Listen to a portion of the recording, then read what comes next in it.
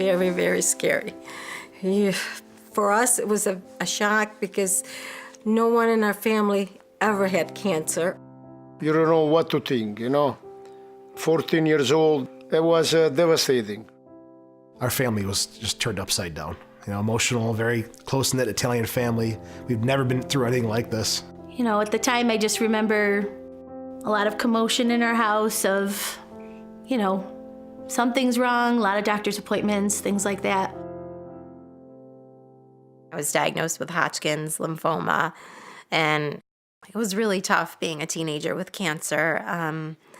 I had just started high school, and all I pictured was myself walking around this new school bald. And I was really concerned about my big long hair, and I was going to be the sick girl and all of that. I saw the good days and I saw the bad days, but I always saw her fighting through them, as much as she possibly could to deal with this. I kind of tried to pretend it wasn't happening, I think, for a long time. I just did what I had to do to get better.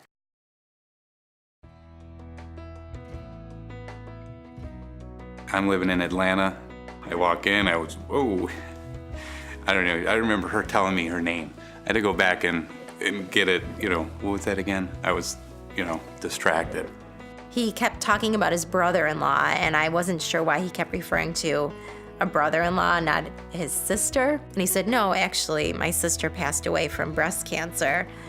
And this was on our first date. And he said she was 32 at the time, and she had 4 children.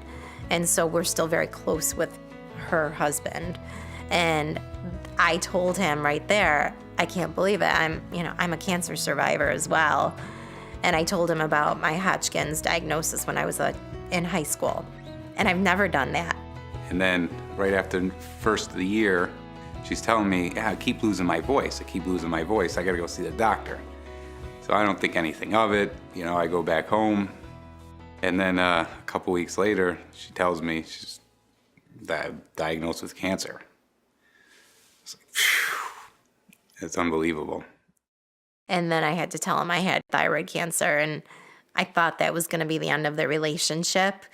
But it was the exact opposite, actually. He just stood by my side, long distance, as best as he could, and I couldn't talk after my surgery. We emailed and text message for a month. It was inspiring to watch someone going through this for the second time before age 30. I would always ask the question, why? But there was none of that. It was just, I'm gonna do this. I'm gonna beat it. And not only that, I'm gonna get involved and help raise money so other people beat it. That's a pattern that she showed all of us through those years. She gave back. I watched her volunteer in the pediatric oncology clinic. She volunteered at Camp Good Days and Special Times. She had some involvement in lobbying Congress to give more money to our fight with cancer. She has been always available to others to discuss her cancer so that they could be more comfortable with their cancer. She inspired my husband, especially when he was going through his own cancer. I went through cancer about 7 years ago. The most thing, she gave me courage, said, Daddy, I went through, you're gonna go through too. And, it make us feel good, When John and I were married, we, always knew we wanted to have children. And about a year after we got married, we were hoping to start a family. So my physician said, if you get pregnant, we can't guarantee that the hormones in pregnancy aren't going to spark something. And if there is cancer, make it grow. It's a risk. It was complicated. We talked to a lot of doctors, and she has an elevated tumor marker. So it wasn't clear cut, all right, everything's gone, proceed on. It's gone, but. The consensus of most of the other physicians was that she should not consider having children. And I sat down with the entire family it took us about 2 hours to, discuss everything under the sun, including me asking Joan directly, well, the cancer may come back in a few years, and are you willing to accept the risk that you would have a young family and kids, and she might be gone? So it was a very heart-wrenching discussion, but I'm glad that it came to the point where I said, well, now that I've satisfied myself that both Georgiana and John have the emotional strength, it led me to conclude that supporting them in this choice would be the right thing to do. She just said, you know what, I'm doing this. I've gone this far. We're not stopping. One of my prized possessions is a simple handwritten note, and it is on the top of my notice board. So when I walk into my office every day, it is right on the notice board. It's from Georgiana to me that John Rocco Jr. was born, and there is a picture.